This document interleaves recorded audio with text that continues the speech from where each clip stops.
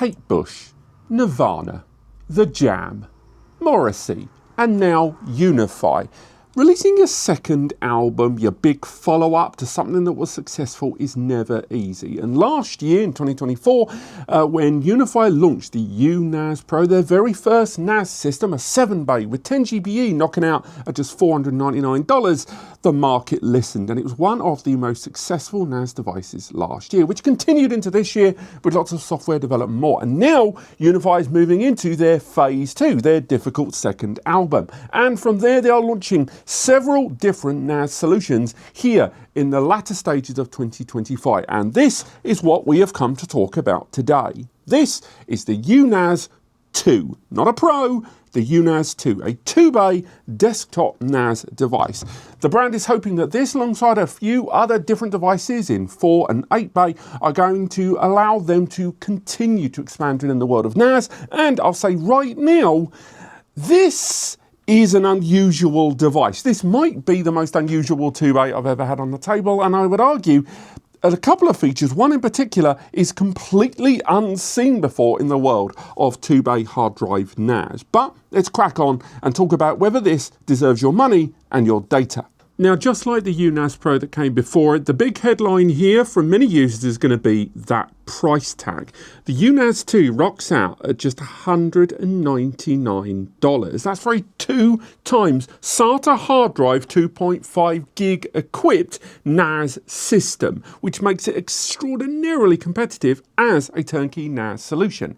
Now, I mentioned that 2.5 gig because this arrives with 2.5 gig but also as a PoE input, something we'll talk about more later on. It does arrive with a PoE to mains adapter, but I think the main thing about this is it's being released alongside the recent releases of UniFi's XG switch series, which arrived with PoE+++ equipped ports on there. So this, whether it is you're going to utilize it in a non-UniFi environment there using the PoE mains adapter that it arrives with, or you're going to be utilizing it with an existing UniFi PoE switch, there's a lot of flexibility there in how it's going to be deployed. And although there are going to definitely be some users who are not going to like the kind of combined data and power input in one single port, there's no denying that for existing UniFi ecosystems, this is going to prove very desirable. It's also a 4-bay device that supports up to 4 SATA bays. It also has 2 M.2s inside. This doesn't have that.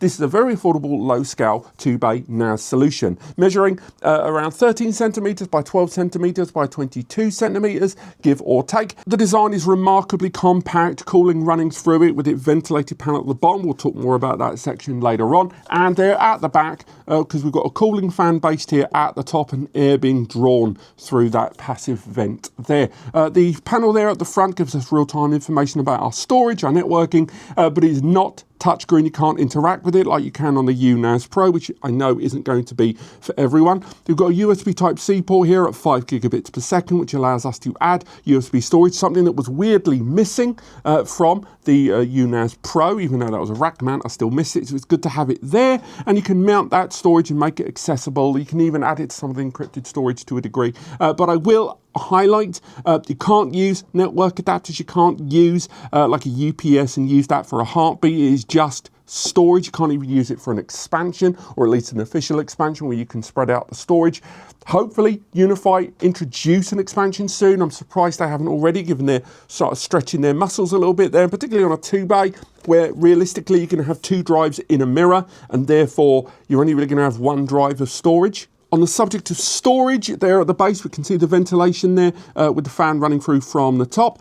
We have a locking mechanism based there at the base, which locks our tray in. You heard me right there, tray. There is no hot swapping on this, unfortunately, and I know on a 2-bay there is an argument that hot swapping is negotiable because, let's face it, if you've got like a RAID 0, you can't pull a drive in, and a RAID 1, you'd still want to be able to pull a drive.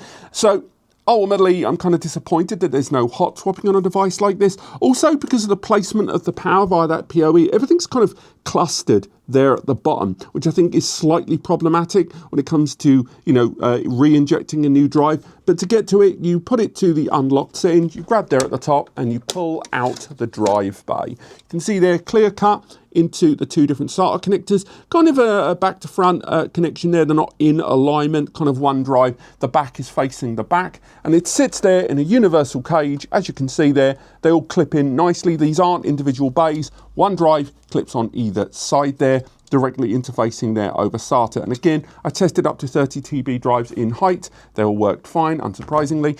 I will say, though, when it comes to this kind of cage array here, these do hold the drives in really, really tight. However, because they're locked in on the same cage, if I had a drive failure and I had to power down the system, remove this drive tray, I don't like the idea that when I'm trying to access the second drive, that I'm still manhandling the first drive. Removing a drive is pretty straightforward. You've just got the clips there either side, but it still feels too attached if I was removing a dead drive to reintroduce a new one. They do slot straight in, they clip into the holes, and it's fine, but still nonetheless, I'm not overly in love with this tray design. But stepping back ever so slightly from storage, let's return to the subject of that network port right there. That port you can see is 2.5 gigabit Ethernet. Now, I'm going to start positive. One, I love that this is 2.5 GBE. Again, the majority of modern hard drives these days, they're not really going to crank out more than about 250 to 270 max. Realistically, sitting more around 200 megabytes per second. So having more than that network speed probably wouldn't be needed on a device like this at this scale. Additionally, in a RAID 1, you will see minimum performance benefits. RAID 0, you would see higher performance benefits, but I don't think this is a system that I would use in a RAID 0, realistically. So 2.5 GBE, performance-wise, is more than enough. Also, it's quite innovative what they've done to use PoE to provide both the power and the network connectivity. I do worry about just how much is being leveraged on that single cable. So a dead port or a dead cable could kill off the whole system. But it's the lack of a failover port, the lack of something like Wi-Fi. I know there's Bluetooth for setup, but the lack of Wi-Fi on this, I find slightly disheartening there. If I'm not going to be able to have a second port for failover. Also, it's PoE+++. Now, we are still talking about drives here that I would recommend at least, accommodating towards 10 watts per drive. I know that seems a lot when the majority of drives in idle will sit around 1, maybe 2, and general use around 5 to 6 watts, but I would definitely allocate at least 10 watts for each drive. Now, the CPU inside is a quad-core 64-bit ARM processor. It also arrives with 4 gig of DDR4 memory, so none of your Intel CPUs here, none of your AMD, no ability to expand that memory. It is fixed 4 gig LPDDR4 memory there. Again, no M.2s in the 2-bay model either. And I would say, again, for a modest setup for just storage, and this is a debate we had last year with the UNAS Pro, it makes sense in that capacity. If you're going to use containerization, if you're going to use something more aggressive for what you're going to be deploying there, this isn't for you. They've definitely kept the Pro moniker on this for a reason, off this for a reason, I should say. So that CPU is not going to blow you up. I will say the CPU temperature sat around 75 to 77 degrees during even average use, which, was not ideal, if I'm honest. It did come down quite regularly. It would come down quite quickly to like 50, 60, during 24, and it was on for days and days and days. But still, nonetheless, this is not a hardware architecture that's going to blow you away, but at that price point, it kind of makes sense. Let's talk about power consumption, and this was utilizing 2 8 TB Western Digital hard drives.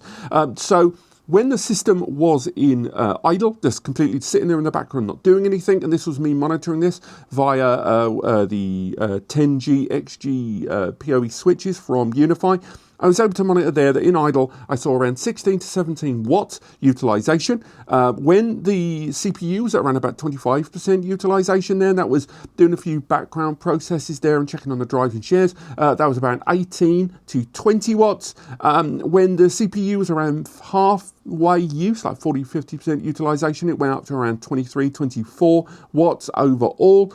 And as a special use case scenario there, I ran the system for 5 minutes with AJA doing a repeated 256 megabyte per second file read-write test there over a single 2.5 gig connection. And the system temperature, that went to around 79 to 80 degrees, and that was with the CPU at 25 to 40% utilization there. And hopefully you can see the power use on screen as well. Now, in terms of temperatures, we can look at that several different ways. So when we were doing some thermal testing, looking around it, we'd set the device up in a cornered off area for the better part of an hour to make sure there was no background heat that was going to affect it. And we saw the surrounding area of the device around 39 to peaking 50 degrees temperature there. The heat kind of building up there at the top. I think the fan could stand to do a little bit more work. And over a 24-hour period, that temperature went down to around 36 to 45 degrees during idle. So again, not a tremendous drop, but good enough around the edge. It did make me wonder just how much of that heat was leaving, how much work that fan was doing. Also, I will add, and I'll maybe touch on this later on in the software section, UniFi have integrated better fan management into their UI. It was something that was missing last year, and they have added a bunch of stuff that we'll talk about later on. Next up, noise. Even though the fan can be adjusted, I set it to default. And I would say, you know, operational noise-wise, this thing was pretty darn quiet. Obviously, a huge part of that is going to be dependent on the drive you choose to use. But I saw there with the noise around about 31 to 32 dBA when the system was in idle. And we had the system set up in the background, by the way, of many of the videos we've recorded over the last few weeks. But when it was active use, that was when I was using AJA to do a repeated test in the background, we saw the noise level hit around 35 to 38 dBA. The only other note I would make to noise on this, because of the way it's constructed and because of the way both drives are built into that same cage, the result is that vibration on this is definitely something of note. They've got rubberized feet at the bottom at 4 different corners. But when I was running those repeated AJA tests, I did a different example of running the system on my bare wooden table versus that of just placing it on a piece of styrofoam there. And the noise difference was noticeably different.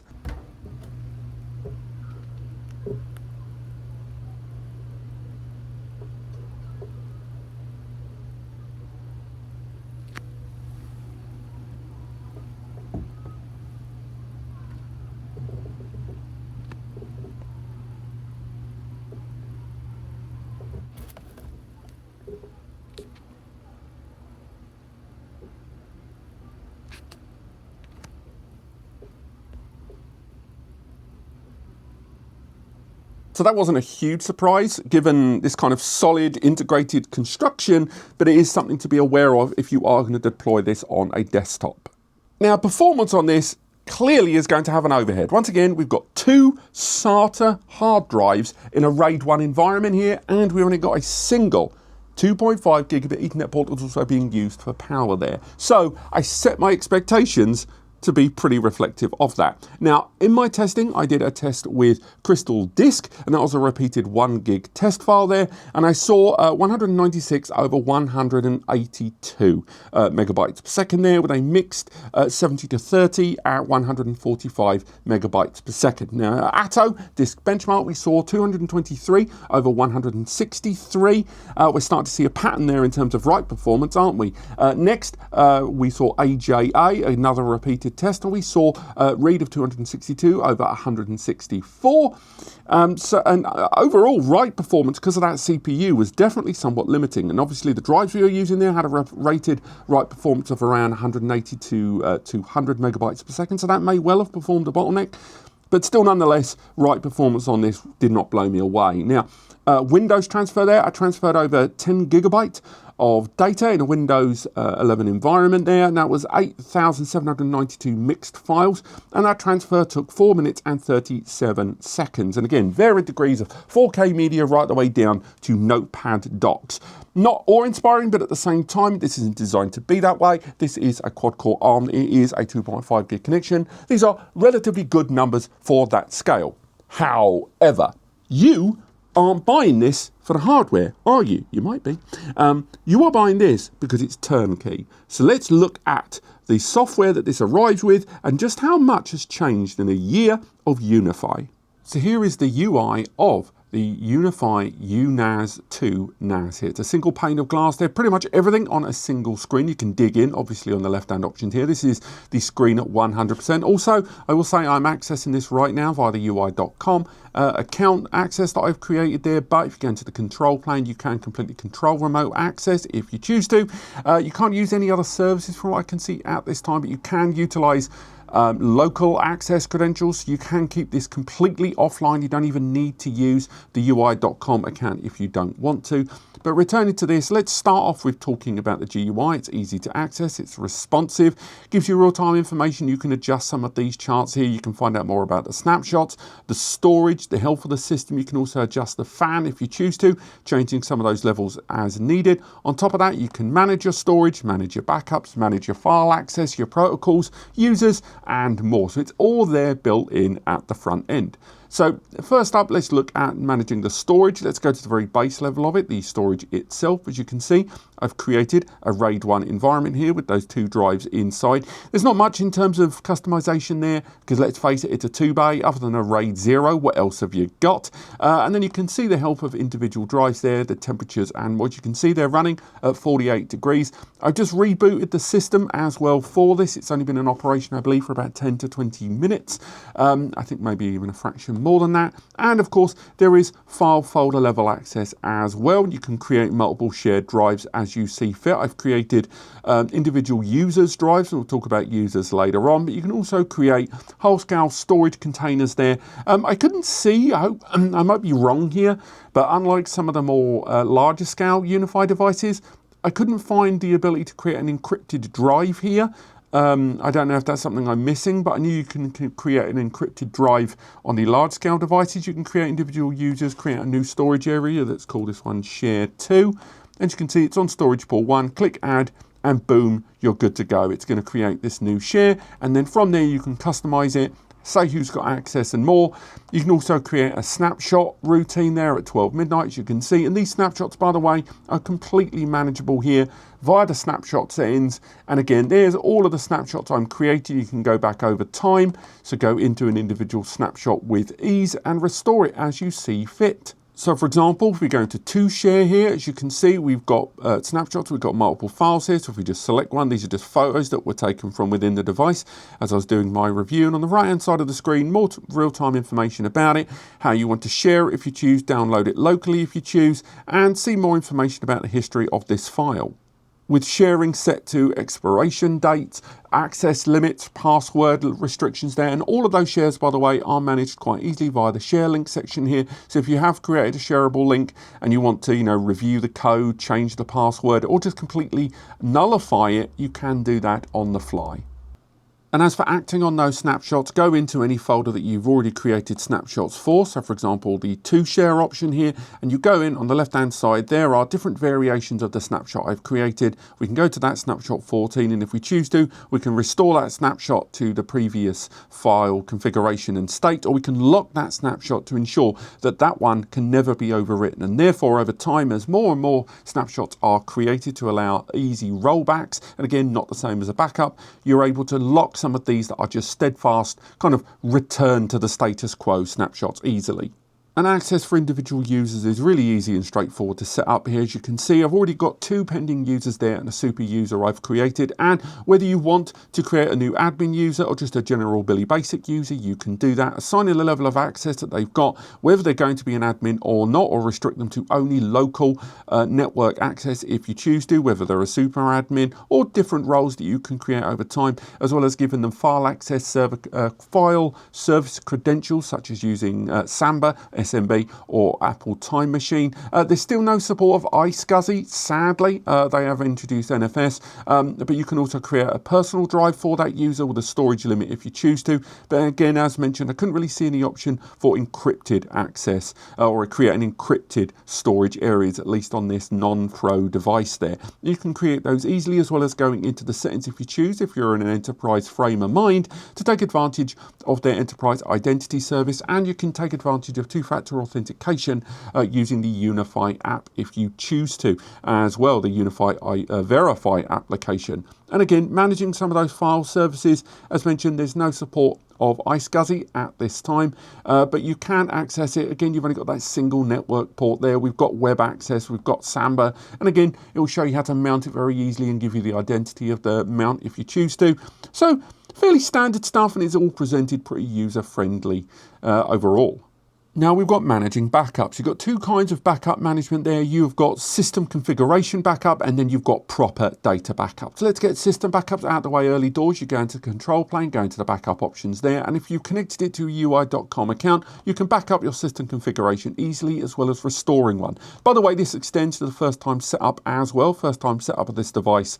It's really straightforward and quick and easy. And if you do have UI.com connected backups of your system configuration, then you can download those directly and set up the device very easily. It's kind of a reset point configurable to your own needs there. But I think a lot of users will be a lot more interested in the general backup options. Now, they've added a few since the original launch of the new UNAS Pro. So I've already got a UNAS to UNAS backup already set up there. And I've got a cloud backup set up as well. So for example, this is connected to my original UNAS Pro. As you can see there, I've connected it on the local area network, selected the folders very easily, set it on a schedule, and it is good to go. And the same goes if I look at the other backup for the cloud. I've connected it to my Google Drive, although other backup targets are available. And there is also backing up, if you choose, towards another network attached storage device on the local area network over something like Samba, done very, very easily. And again, as you can see, same option, same configuration. There's not a lot of filters, so I can't say I don't want to back up, for example, larger ISO files,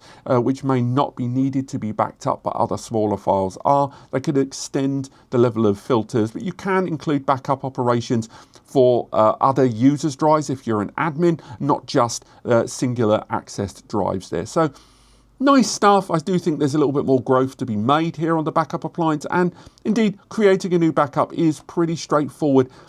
Selecting which area of the storage you want to back up easily on the fly, where you want to target it towards. It's all straightforward, but I will say there's still a few more options missing here that I'd like to see that are currently available from other NAS providers right now. But more so than anything else, I'd like to think that what I've showed you thus far is just an indication of just how responsive and user-friendly this software is. Again, they've gone for a slightly different style to some NAS brands out there that have tried to create the whole Mac or Windows desktop experience in a web browser. They've gone for a pure UniFi style. And if you've used a UniFi switch, used the UniFi router, you're going to be very familiar with the way this is all laid out. Indeed, the way you go into the console here to manage the system and go through some of those configuration options, you haven't really got an air gapping system on this. You've got the option to have LEDs being turned off, but you don't have the option for the system to power itself down periodically for an extra kind of complete removal of service overnight. That would have been nice to add that there, scheduled on and off, no less. On top of that, you do have options of things like adding SSH, and you will have to create SSH credentials, by the way, if you do want to allow SSH access, and you can restart the system. The level of control over the network ports there is all right. I didn't see an option really there to bond them together that much. About this console, there's very limited access to just system resource use. This is as good as it gets. There's a kind of CPU and RAM utilization graphic, but apart from that and what you're seeing here on screen, I've actually up and running for an hour, this is really as good as it gets in terms of managing hardware resources. So the tech heads are going to feel things are a little bit more limited there overall. But overall, I still like the whole single pane of glass look here. It's not the most expansive or exciting, but it does the job, and it finds a line between the more tech understanding and the more heavy novice user. UniFi was always going to have difficulty following up the UNAS Pro because they launched an exceedingly cheap box with specifications that just weren't available elsewhere at that price. And now as they move into phase 2, fleshing out this NAS portfolio, something had to be the entry level. This had to exist for some users. So we can't fault this for its hardware when it is designed to be entry level. We can, I would argue, fault it for this weird single bay of 2 hard drives and therefore no hot swapping allowed. Maybe further utilization of the USB port will come down the line from UniFi and their software. Again, I'm not sure. And we're not really going to see the brand budge more on containerization and more, let's say, aggressive applications because of that ARM base that this is arriving with. But given the price point and who this is targeted towards, and especially given you've got a lot of existing UniFi integrators and existing UniFi deployers out there that are looking for simple plug-and-play storage, this is going to be very desirable to those users. I don't think this device is going to be destroying Synology and QNAP anytime soon. But the brand as a whole, with its fleshing out that portfolio, is going to be something to be reckoned with. And therefore, this needs to exist. It's just not going to be the device for everyone. And also, fair play to them. They're listening to the market when they do stuff like releasing their own hard drives, that, you know, their own branded drives, which are Western Digital drives, but then also allow you to use drives from Seagate, drives from WD. There is no limitation there. And that is what the market right now is so upset about. And therefore, they're trying to facilitate those growing gaps in the market where certain players perhaps have left money on the table. Bottom line, I do like this. It is not a perfect NAS. It is not going to replace my primary NAS system, but as a secondary, as an archival, as an easy plug and play storage solution, as just something to map to my cloud, something to map for DLNA, something to map for easy shares and backups, this is a good, solid box. And again, at that price, it's really difficult to fault. But what do you think? Let me know in the comments. Like previous videos, UniFi supplied this hardware, but I didn't pay for this video. We make money on this channel by ads and affiliated links. And linked below is a link to UniFi's own store, where if you are interested in getting hold of one of these, please use that link to do it. If you found this video helpful and you want to support us, because it allows us to keep doing what we do. The support, the videos, the reviews, the guides, the works. But that's up to you. Other than that, I really want to hear what you guys think of this in the comments and the other UniFi NAS releases. But apart from that, thank you so much for watching, and I'll see you next time.